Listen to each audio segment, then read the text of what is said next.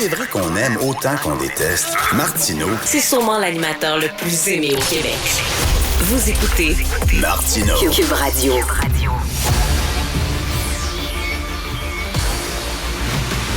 Jean-François Lisée. On va juste dire qu'on est d'accord. Thomas Mulcair. Je te donne 100% raison. La rencontre. C'est vraiment une gaffe majeure. Tu viens de changer de position. Ce qui est bon pour Pitou est bon pour Minou. La rencontre. Lisée.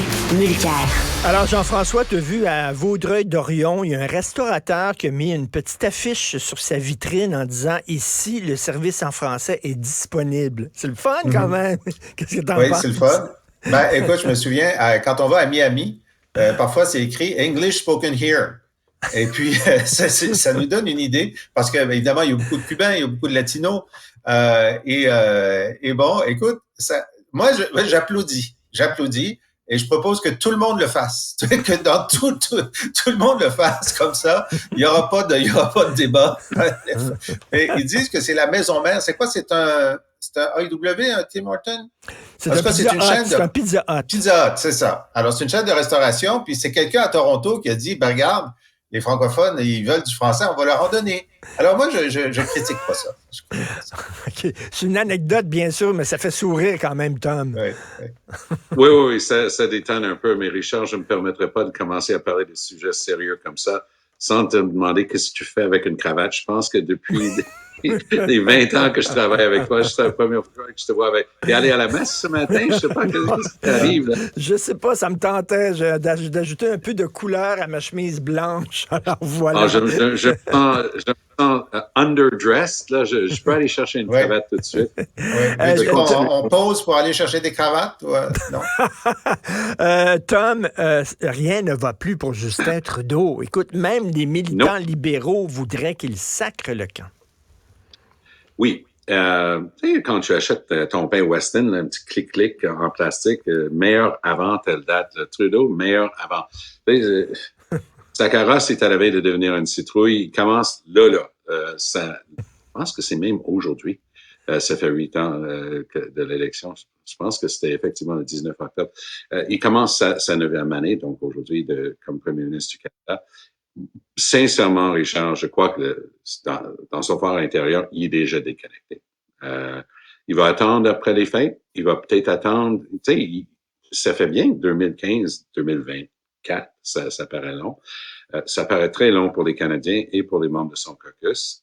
Singh le garde sous respiration artificielle pour l'instant, grâce à son entente. Singh, ses chiffres, ça baisse pas, hein? 21%, c'est un très bon score pour le NPD entre deux élections. Puis ils se maintiennent là-dedans. Singh réussit à s'attirer une partie de la base un petit peu plus militante et qui est en train d'échapper à Trudeau. On a vu hier, par les interventions de 2 de ses députés, à quel point c'est émotif et c'est même un petit peu tendu dans les 2 versions au sein même de son caucus. C'est le fruit d'un travail sciemment fait d'avoir un caucus très représentatif de la diversité au Canada, mais on est en train de se rendre compte que c'est compliqué.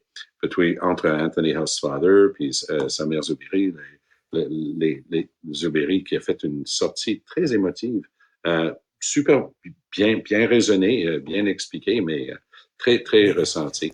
Donc Trudeau, avec ça comme toile de fond, Richard, il va partir. Moi, j'imagine qu'il est trop intelligent pour ne pas savoir qu'il ne peut pas se présenter en 2025 pour demander un autre 4 ans aux Canadiens. Ça, il le sait. Jean-François, je te pose une question, Jean-François. Bien sûr, on n'a pas les chiffres, là, mais on va parler de ton sentiment. Est-ce que c'est la personne de Justin Trudeau que les gens rejettent ou c'est sa vision du Canada, cette vision de multiculturalisme zélé, de frontières ouvertes à tout vent? Est-ce que ça va au-delà de la personnalité de Justin Trudeau, selon toi? Ben moi, je pense que les gens doutent de sa compétence de gérer un gouvernement qui doit livrer des services correctement. Je pense qu'au début, nous, les Québécois, on était un peu soufflés de l'aura, de la Trudeau-manie bis qui avait autour de lui. Il y avait une caricature dans Toronto Star qui était extraordinaire. On voyait Trudeau comme Moïse montant sur une colline, puis les gens derrière lui, ils disaient « Wow, c'est génial de le suivre ». Quelqu'un dit « Mais où va-t-il » ? On ne le sait pas, mais on le suit. Bon, ben là, on le sait. On sait où est-ce qu'il est rendu. Il est rendu, bon, l'inflation est haute, il y a une crise du logement terrible, probablement causée par trop d'immigration, mal gérée. Bon, on peut pas dire que ça va bien. Tu sais, au Canada en ce moment, il y a eu les passeports, il y a eu le Phoenix, le paiement, etc., les frontières, Roxham. Bon, ils ont géré Roxham quand même. Ça a pris 3 ans, mais c'est correct. Alors, mais il y a un sentiment général que le gars est pas capable de diriger un gouvernement, même s'il a des beaux cheveux. Tu sais, à un moment donné, c'est ça. Alors, je pense que c'est sa vision. Ouais. Je pense que Jean-François vient de cibler parce que moi, sur les 8 ans, il a quand même eu la malchance, et l'ensemble du Canada, évidemment, d'avoir une pandémie. Mais je pense que lorsqu'on va regarder ça avec un peu de recul, c'est un des moments les plus forts et favorables vis-à-vis du gouvernement Trudeau, c'est la gestion de la pandémie. Sûrement. Il faut être de bon compte. Par ailleurs, sa gestion de l'ensemble du gouvernement, et j'ai commencé ma carrière comme administrateur d'État avant d'être élu. Et je peux te dire que je n'ai jamais, mais à tout jamais vu un gouvernement tomber en morceaux comme ça à Ottawa en ce moment. Je sais que je fais Poilievre quand je dis ça, mais honnêtement, il n'y a rien qui marche. Ils ont augmenté de manière incroyable le nombre de bureaucrates. 40%. Et pourtant, c'est hallucinant parce qu'ils pensaient qu'en ajoutant plus de bureaucrates par-dessus le marché, c'est ça qui allait régler le problème. En fait, c'est une règle simple d'administration publique, c'est en train de l'empirer. Mais sur la question de savoir est-ce qu'il va rester ou non, bon, moi je pense que son état d'esprit va évoluer. Des échos qu'on a eus là, de seconde main, c'est qu'il a dit à son entourage, la seule façon pour moi de partir, c'est de perdre. C'est-à-dire qu'il va rester jusqu'à l'élection de 2024-25, puis s'il la perd, il va s'en aller. Ça, c'est ce qu'il dit les jours pairs. Les jours impairs, il doit se dire, ouais, c'est vraiment très désagréable d'avoir si peu d'appui, puis que ça commence à grenouiller, puis que Carney commence à dire, l'ancien gouverneur de la Banque du Canada commence à... Je vais terminer, Tom. Alors, mais il y a les jours, entre les jours pairs et les jours impairs, il se dit, oui, mais si je pars, qu'est-ce que je vais faire du reste de ma vie? Je suis encore jeune. J'irai pas enseigner le théâtre. Ça fait que je suis aussi bien de rester premier ministre jusqu'à la fin, puis ensuite, on verra. Alors, pour moi, c'est pas certain du tout qu'il va s'en aller. Non. Je pense que tu fais un très mauvais calcul, Jean-François. Au contraire, il a une valeur en ce moment sur le marché. Le conseil d'administration des plus grandes sociétés serait rehaussé avec la présence d'un leader d'un pays du G7. Ce sont des sinécures à 1 million US par siège. Tu sais qu'il est multimillionnaire. Il est multimillionnaire. Il n'a pas besoin d'argent. Non. En tout cas, le seul que j'ai vu qui a produit des états de compte qui montrent qu'il est multimillionnaire, c'est Jean-François Lisée. Trudeau a produit un truc qui disait, il y avait une fiducie familiale, puis il y avait ci, puis il y avait ça. Moi, j'ai pas vu que il a hérité d'au moins 20 millions. Voyons, il a hérité de 20 millions. Ça, c'est pas écrit dans les papiers nulle part. Mais toujours est-il que je pense que Trudeau sait qu'il a une valeur marchande en ce moment qui va s'étioler le plus, il va traîner et s'agripper. Puis tu as mentionné Mark Carney, puis ça, c'est le point le plus important. Trudeau ne pourrait pas s'empêcher, s'il s'en va, d'essayer d'aider Chrystia Freeland de devenir la première ministre du Canada. Il veut, ça fait partie de son legs, il veut que sa succession soit manquée. Suite à lui, il a travaillé pour avoir la première femme chef du Parti libéral. Parce que rappelons que sur les 5 partis présents à la Chambre des communes, il y en a juste un qui n'a jamais eu de femme comme chef, le Parti libéral qui donne des leçons de morale sur le féminisme et tout ça à tous les autres. Donc, il va essayer d'aider. Mais dans les officines à Toronto, ça s'active pour faire venir Mark Carney parce qu'ils savent qu'il doit avoir une réponse sérieuse au brouhaha amateur populiste de Poilievre, mais qui pogne avec l'électorat. Donc, ça prend une réplique. Ce qui marcherait, c'est s'il y avait un vote de confiance. S'il y avait un congrès avec un vote de confiance, là, il y aurait une épreuve de force, mais j'ai pas l'impression qu'il va en avoir un d'ici l'élection. Et le Canada... Oui, vas-y, Tam. La pression vient des libéraux. N'oublie pas que avant d'être le chef des troupes oranges à Ottawa, j'ai été ministre avec le Parti libéral ici, puis même s'ils vont toujours jurer qu'il n'y a pas de connexion, il y en a. Et les gens me parlent, puis... Là-dessus, la meilleure façon, quand tu veux... Oui, vas-y. Quand il parle avec Trudeau maintenant, c'est toujours avec vous avez tellement réussi à accomplir des grandes choses. Vous savez, il faut que ce soit votre mandat pour votre legs, votre succession. C'est ça, Et ils essaient, regarde tout ce que tu as réussi, les garderies, le plan dentaire pour les jeunes et tout. Regarde ça là. Et c'est dit avec énormément de respect, mais c'est une autre manière polie de dire ça conquête. Pour se débarrasser de Claude Ryan, écoute, il faut que je te raconte ça. Okay. Tu vas aimer ça, Richard. Les libéraux voulaient se débarrasser de Claude Ryan. Il avait perdu l'élection, il ne pognait pas, c'est sûr, mais Ryan voulait rester. Quelqu'un a dit, on va faire signer une pétition des membres du caucus pour lui demander de partir. Personne ne voulait signer. Ensuite, il y en a un, Bright, qui a dit, on va faire circuler une pétition pour lui demander de rester. Il y a juste 3 personnes qui ont signé. Ils lui ont montré. Il est parti. Oui, mais je vais compléter ça avec une information inside que peut-être vous n'avez pas. Mais les personnes qui sont justement en ce moment en train de faire ça avec Trudeau sont exactement, littéralement, les mêmes personnes qui ont fait ça avec Claude Ryan. Parce que, outre cette question-là, ça a pris au plus haut niveau des gens qui avaient sa confiance et qui avaient confiance en lui pour lui dire, boss, c'est fini. Et ce message-là est en train d'être communiqué à Trudeau.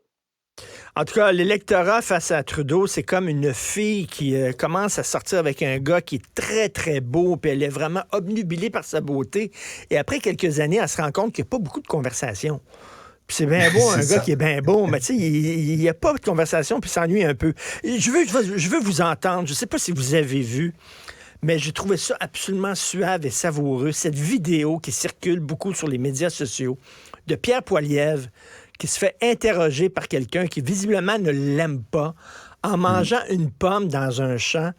Quoi que l'on pense du bonhomme et de ses politiques, quoi qu'on pense des politiques de Pierre Poilievre, il y a un flegme incroyable parce qu'il est pris de front par un gars qui le déteste, lui, et tout ce qu'il représente.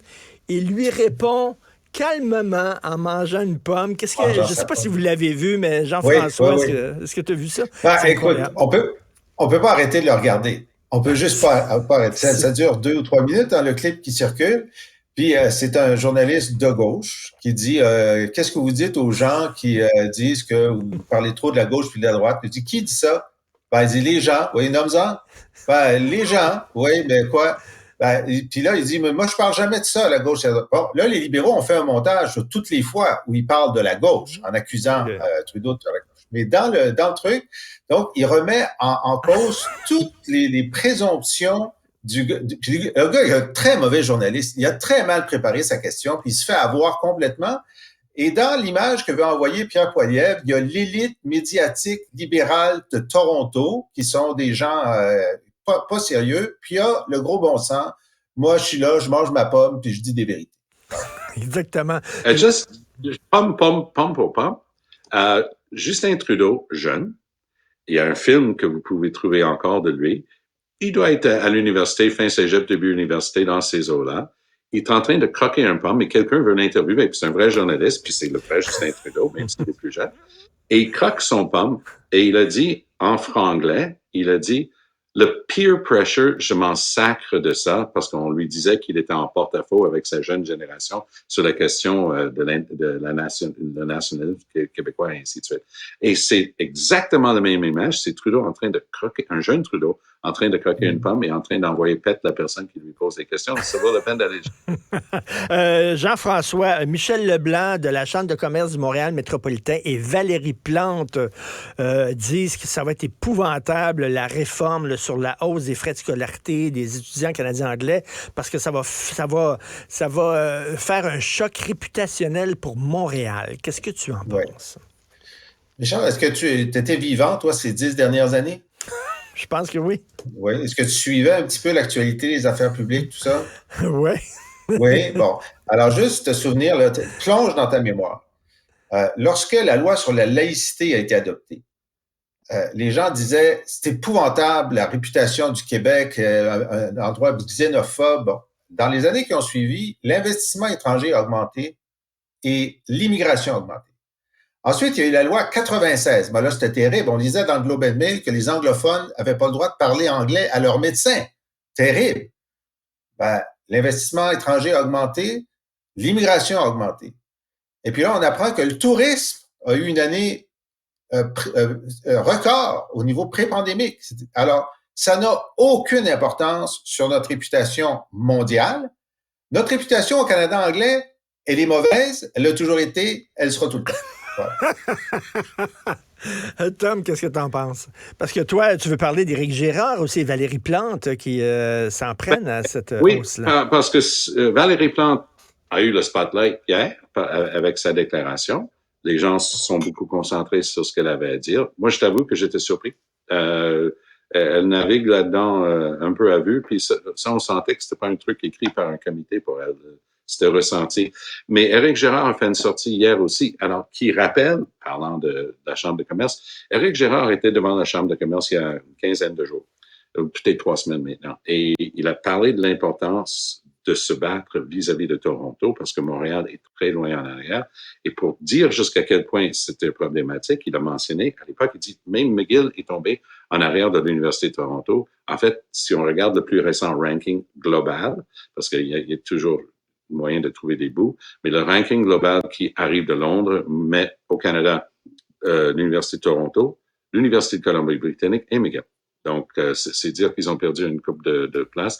Toujours, McGill est quand même dans les 50 premiers au monde. L'Université de Montréal, plus haut du côté francophone, 111e. Donc, ça montre que McGill est quand même sur la map au niveau mondial. Il y a 10 000 universités dans le monde, ça donne une petite perception. Donc, je pense qu'Éric Girard est en train d'écrire ce qu'on appelait en Union soviétique un samostat. Un samostat, c'était quelque chose que tu faisais circuler et tu voulais pas te faire pitcher dans le goulag. Mais lui, il a envoyé un samostat hier disant, écoutez, là, moi, ce que j'ai dit devant la Chambre des commerces, je le crois encore. C'est une erreur de s'attaquer aux universités anglophones, comme Legault est en train de le faire. Et je pense que c'est effectivement une erreur qui est en train d'être relevée par beaucoup de commentateurs et analystes. En tout cas, ça fait énormément jaser. On va certainement en reparler. Merci beaucoup à vous deux. On se reparle demain. Merci.